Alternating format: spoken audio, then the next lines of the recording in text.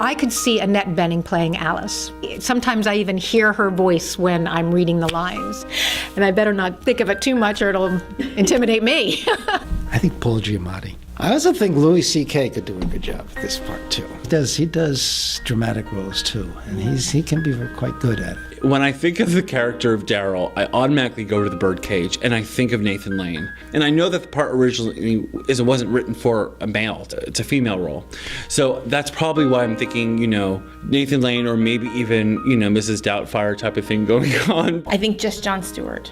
Just Jon Stewart. Can we put him in a wig? I really just want to meet Jon Stewart. I actually think that Jennifer Aniston, because she kind of is a little quirky, and I think she can play that sarcasm well, and I just like her.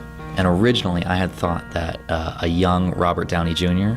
Would be nice, like early 80s, mid 80s Robert Downey Jr., back when he was doing like those romantic leads in the 80s. But then somebody else raised the point, and I like it even better, Sam Rockwell. I would love to see Sam Rockwell play the part of Jack.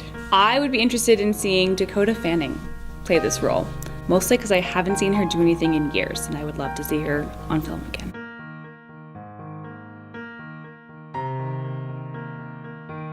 I think the most challenging thing about bringing this script to life is probably a little bit of our space. We're always limited by our space a little bit, and it takes place in so many different places. That was a little bit of a challenge. I think we have a really ingenious way to get through that. I'm excited for that. Other than that, the subject matter is pretty heart-wrenching, so I think that lends itself a little bit to be challenging in which direction you're going with that, if you become too sappy, if you become a caricature. But I think we're doing a good job of avoiding that as well.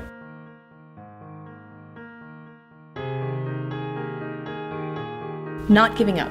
Not giving up. Alice has a number of obstacles that she needs to overcome, but I think probably one of the biggest is just being able to hold on to Hank. She has to work on her own grief, but still yet get him to stay close as well.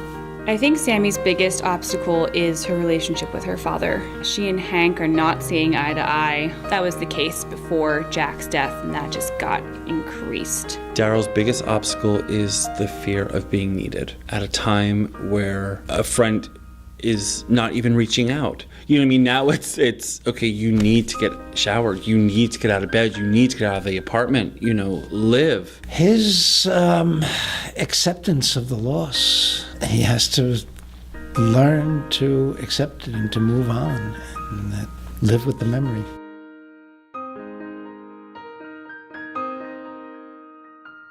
I do have a favorite line. That line is "always did." Now, it doesn't make sense. You have to come see the show. You have to come see the show, but it is my favorite line in the whole thing. Her line is "always did." When I say joy, no. I love that line. It was the joy to the world. I didn't know if I should sing it like the Three Dog Night version, or do I sing it like it's in fact a Christmas carol? Alice says Hank a lot. I don't know if I would call that my favorite line, but it's an easy line. But she's constantly calling, Hank, Hank. Oh, there was a line that came up. My favorite line from the show is, I petted a goat once. And it's not my line. It's my favorite line. I don't think that gives anything away. I can't recall what it is. No. But I also like, yeah, you need to shower. That's a fun one too. This specific production brings some newness to the story. I think one of the really great things is we've been able to keep in contact with Sean, the playwright, and one of the things we decided to change, with his permission, was changing Darla and the nurse into a male character. And I think it really brings a different nuance to the role. Also, one of the great things, it's also, oddly enough, one of the struggles and challenges, is the space. The space is so tight and so intimate that you can't help but connect with these characters. They are literally right in front of you, right next to you, and it's you can't get away from that. And I think this piece is so intricately constructed that intimacy is going to lend a whole new layer that probably hasn't been seen in many other productions.